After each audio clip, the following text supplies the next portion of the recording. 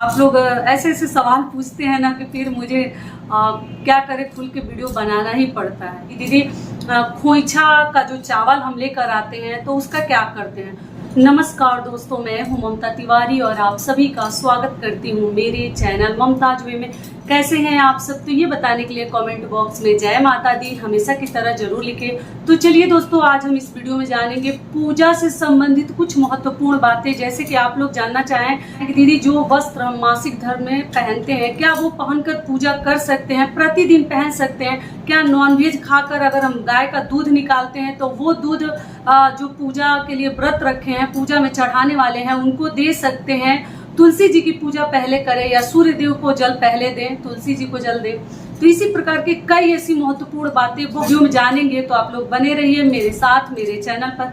अगर आपको मेरा वीडियो पसंद आता है तो प्लीज आप मेरे चैनल को सब्सक्राइब कर दीजिएगा, बेल आइकन को प्रेस कर दीजिएगा, जिससे कि मेरे वीडियो के नए नोटिफिकेशन आप सभी के पास सबसे पहले पहुंचे। तो चलिए शुरू करते हैं और जान लेते हैं एक एक महत्वपूर्ण बातें। तो सबसे पहला जो आप लोग का सवाल है, डाउट है कि दीदी जो हम पीरियड में ड्रेस पहनते हैं, चूड़ी पहनते हैं या सिंदूर लगाते हैं, वो सभी चीजें क्या वो वस्त्र हम दोबारा पहनकर भगवान की पूजा कर सकते हैं? वो सूट हो, साड़ी हो, चूड़ियां हो, क्या हमें पहननी चाहिए या वो अशुद्ध मानी जाती हैं? तो सबसे पहले आपको बता दूं कि देखिए, ऐसा कुछ नहीं है।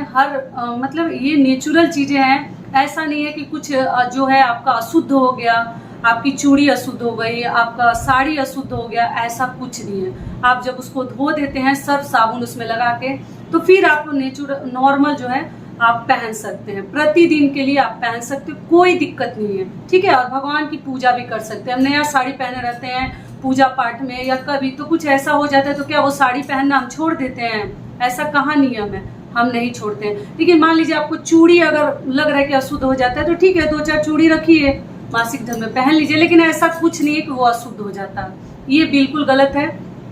लेकिन अशुद्ध के लिए अगर आप लोग पूछ रहे हैं तो देखिए, अंडर गारमेंट्स जो है अगर वो आप चाहे तो सेपरेट रख सकते हैं। ये चीज है, साड़ी कपड़ा वस्त्र हटाने की कोई जरूरत नहीं है, लेकिन अंडर गारमेंट्स आप चाहे तो आप अलग रख सकते हैं। मासिक धर्म के लिए अलग रखिए और डेली यूज के लिए, डेली वियर के लिए आप अलग रख सकते हैं। एकदम आज खुल कर बता दी, क्योंकि आप लोग का बहुत अधिक ये सवाल आ रहा था कि वो उसमें पहनी हुई चीजें क्या हम पहन सकते हैं, पूजा कर सकते हैं, तो वो बता दी। तो वो अगर आप चाहे तो हटा सकते हैं, वो भी उतना नियम नहीं है। मान लीजिए किसी के पास, दुनिया में ऐसा नहीं कि लोग एक शरीर पर 15-20 रखा है, 7-8 रखा है, ऐसा कुछ नहीं है। दुनिया में हर प्रकार के लोग हैं, तो वो भी अगर आपके पास नहीं है तो वो भी आप पहन सकते हैं। लेकिन भगवान ने उस लायक आपको बनाया है तो वो चीजें सेपरेट आप रख सकती हैं। क्लियर हो गया? दूसरी महत्वपूर्ण चीज क्या है कि दीदी जल सबसे पहले किसको देनी चाहिए, सूर्य देव को देनी चाहिए या तुलसी जी को देनी चाहिए? तो आपको बता दूं कि सूर्य देव को सबसे पहले हमें जल अर्पित करनी चाहिए, चढ़ानी चाहिए। उसके बाद तुलसी माता की पूजा करनी चाहिए। अपने मंदिर में भी पूजा करके आप तुलसी जी की पूजा कर सकते हैं। लेकिन मान लीजिए आप छत पर कहीं तुलसी जी का गमला रखे हैं तो एक ही साथ दोनों पूजा कर सकते हैं। पहले सूर्य देव को जल चढ़ाइए, उसके बाद तुलसी माता की, उसके बाद अपने मंदिर में कीजिए। नहीं तो मंदिर में करने के बाद भी आप तुलसी माता की पूजा कर सकते हैं। ये भी क्लियर हो गया। अगला महत्वपूर्ण सवाल क्या है, किसी बहन ने मेरे पूछा था कि दीदी नॉनवेज हमारे हस्बैंड खाए थे तो गाय का दूध निकाले थे, तो क्या वो दूध पूजा पाठ में के लिए दे सकते हैं, इस्तेमाल हो सकता है? तो जी, दूध जो है कभी अशुद्ध नहीं होता, ठीक है। वो बहुत पवित्र है, गंगा जल के समान दूध जो है पवित्र है। वो आप नॉन वेज खाकर दूध निकालें गाय का या आप बिना खाए निकालें, दूध बिल्कुल पवित्र है। वो जहां भी चढ़ेगा उसको पवित्र ही माना जाएगा। ये ऐसा नहीं है कि नहाकर ही आपको दूध निकालनी है। बाकी आप लोग देख लीजिएगा। और सिंदूर की भी बात रह गई, देखिए मैं नहीं बताई थी, वो बता दे रही हूँ कि दीदी कभी जरूरत पड़ जाता है तो जिस डिब्बी से हम सिंदूर लगाते हैं वो सिंदूर मासिक धर्म में अगर लगाए हैं तो क्या वो सिंदूर हम मतलब डेली इस्तेमाल के लिए, डेली यूज के लिए इस्तेमाल कर सकते हैं? बिल्कुल कर सकते हैं। सिंदूर को भी गंगा के समान पवित्र माना जाता है। गंगा के जैसा सिंदूर एक बार आप लगा लेते हैं ना, आपका पूरा शरीर शुद्ध हो जाता है। तो टेंशन नहीं लेनी है कि एक बार छू दिए तो वो अपवित्र हो गया, अशुद्ध हो गया, ऐसा कुछ नहीं है। आप आराम से लगा सकते हैं। ये भी क्लियर हो गया और दूध भी निकाल सकते हैं। अगला महत्वपूर्ण चीज क्या है, आप लोग जानना चाहें कि प्रतिदिन दीदी जब हम मंदिर की साफ सफाई करते हैं तो फोटो प्रतिमा को तो हम डेली पोंछते हैं, सही बात है, कपड़ा गीला करके और फिर हम पोंछ लेते हैं। तो क्या माताओं के मांग में जो सिंदूर लगा रहता है वो पोंछनी चाहिए या नहीं पोंछनी चाहिए? तो आपको बता दूं कि फोटो के ऊपर जब हम कपड़ा घुमाते हैं तो ऑलरेडी ऐसे ही मतलब अच्छे से साफ हो जाता है, पोंछा जाता है। लेकिन मान लीजिए कि अगर मूर्ति आप रखी है तो मांग मत पोछिए ना, फेस पोछ दीजिए, शरीर पोछ दीजिए, लेकिन मांग में का सिंदूर मत पोछिए। ठीक है, आप लोग का डेली प्रतिदिन पूजा में ये गलतियां जिनके द्वारा होती थी, आगे से ध्यान रखिएगा, मांग कभी ना पोछे। गाल चेहरा वगैरह पोछ सकते हैं, शरीर पोछ सकते हैं, लेकिन ऊपर आप लोग घुमाकर कपड़ा पोछ सकते हैं, कोई दिक्कत नहीं है। ये भी क्लियर हो गया। इस प्रकार से आप लोग प्रतिदिन अपने मंदिर की साफ सफाई और फोटो की साफ सफाई कर सकते हैं। अगला महत्वपूर्ण चीज क्या है कि दीदी नेल क्या हमें मासिक धर्म के बाद तुरंत काटनी चाहिए?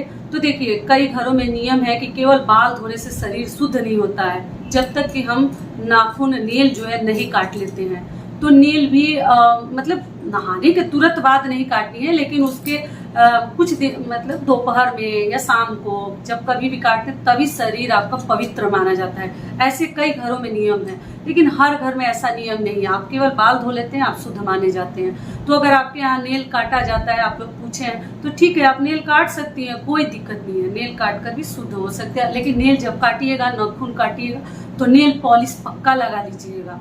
नेल काट कर कभी ऐसे नहीं रखते हैं, या तो महावर लगा लीजिए या तो आप लोग नेल पॉलिश लगा लीजिएगा, ऐसे नेल को नहीं छोड़ते हैं। ये भी क्लियर हो गया। और अगला महत्वपूर्ण सवाल आप लोग का क्या है कि दीदी हमारा जैसे मासिक धर्म आया था, पीरियड आया था, चला गया है, लेकिन फिर भी बीच बीच में कभी कभी स्पॉट मतलब लग जा रहा है, 2-4 बूंद ऐसे वैसे, तो आप लोगों ने लिखा है, तो क्या हम पूजा कर सकते हैं या नहीं कर सकते हैं? बहुत सारे दुविधा में बहुत सारी बहनें हैं। देखिए, आजकल महिलाओं को ना सच पूछे तो ये प्रॉब्लम अधिकतर लोगों को हो जा रही है, पता नहीं क्यों हो रहा है, लेकिन कुछ भी करो, किसी न किसी के साथ ऐसा जरूर हो रहा है। घर में ही हो रहा है, कई लोगों के साथ ऐसा हो जा रहा है, बहुत हो जा रहा है। तो आप लोग पूछे दीदी क्या पूजा करें या ना करें? तो देखिए, अगर आपका 7 डेज हो गया है और 8 डेज भी एक बार इंतजार कर लीजिए अगर बहुत तेज है तो, लेकिन 7 डेज 8 डेज हो गया, उसके बाद भी अगर हो रहा है तो कोई दिक्कत नहीं है, या बीच में हो जाता है, कभी दिख जाता है, तो आप बाल धोकर पूजा कर सकते हैं। वो किसी प्रॉब्लम की वजह से,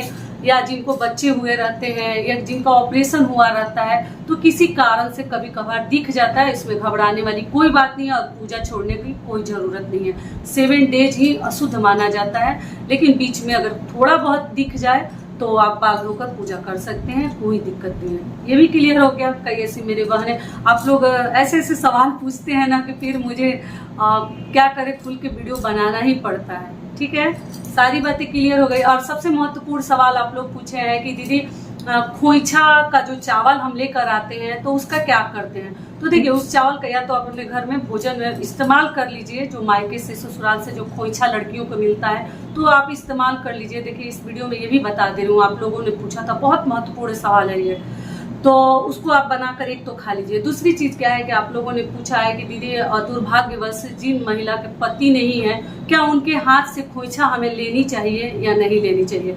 तो देखिए, ये तो मैं कहूंगी कि मतलब नियम तो है कि जो सामने वाला आदमी अगर दे रहा है ना, तो उनको थाली में हर चीज सजा के और जिनको खोइछा देना उनके सामने कर देनी चाहिए, डालनी नहीं चाहिए। नियम तो यही है कि डालनी नहीं चाहिए। आप हर चीज सजाकर उस बहन बेटी को दे दीजिएगा, आप अपने हाथ से लेके और अपने आंचल में डाल दीजिए। लेकिन वैसे लोग अगर ना डालें, लेकिन आजकल तो सभी विवाह, शादी, कन्यादान लोग सब कर रहे हैं, लेकिन अगर वो आदमी थोड़ा सा भी सोच रहे हैं, थोड़ा सा भी सही मतलब समझ रहे हैं, तो उनको नहीं डालनी चाहिए। उसको बुरा नहीं मानने का, लेकिन नियम आप लोगों ने पूछा था कि कोई हमारे घर में ऐसा है तो क्या उनके हाथ से खोइछा ले सकते हैं? तो उनसे कहिए कि वो खोइछा आपको सामने रख देंगी, आप अपने हाथों से लेकर अपने आंचल में डाल लीजिए। उनसे अगर ना डलवाए तो ज़्यादा बेहतर होगा। ठीक है, इसको बुरा मत मानिएगा, जो बड़े बुजुर्ग कहते हैं वही हम लोग करते हैं। ठीक है, तो सारी बातें खोइछा को लेकर भी क्लियर हो गई। डाउट आप लोगों का, अब टेंशन नहीं है। और उसका जो चावल है आप लोग खुद बनाकर खा लीजिए, अपने खिचड़ी हो, सब चावल हो, या जो चाहे आप लोग बना सकते हैं।